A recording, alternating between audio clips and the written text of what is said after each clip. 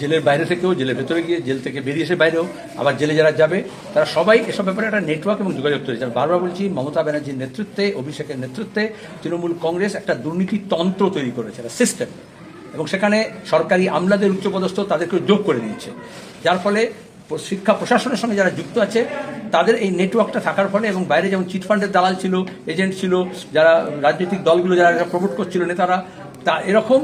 শিক্ষা বিক্রির ব্যাপারেও, চাকরি বিক্রি করার ব্যাপারে একটা নেটওয়ার্ক তৈরি হয়েছে। ইডি সিবিআই এতটা অপদার্থ, কোর্ট বলার পরেও তারা পূর্ণাঙ্গরূপে তদন্ত না করে একবার ঢোকাচ্ছে, একবার বের করছে, হঠাৎ করে 6 মাস 7 মাস পরে একজন কাউকে মনে করছে কারোর পেছনে কি যেতে হবে। এটা যেহেতু এই নিয়োগ দুর্নীতি, এটা হচ্ছে শিখেছেন আরএসএস এর কাছ থেকে। মধ্যপ্রদেশে ব্যাপক কাণ্ড প্রথমে হয়েছিল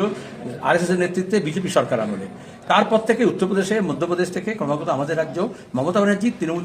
কংগ্রেসকে যখন বিজেপির সঙ্গে গেলেন, সেখান থেকে ট্রেনিং নিয়ে এসছেন কীভাবে এই কাঁচামাল পাচার করতে হয়, র মেটেরিয়ালস, কীভাবে খনিজ সম্পদ, বালি, এগুলো পাচার করতে হয়, কয়লা পাচার করতে হয়, এবং তার সঙ্গে তারা ইন্টারন্যাশনাল স্মাগলিং গ্যাংকে কীভাবে প্রমোট করতে হয়, এবং চাকরি বিক্রি বিলি করতে হয়। এগুলো সব আরএসএস এর পাঠশালায় তিনি শিখেছেন এবং তাদের লোকজনকে শিখিয়েছেন।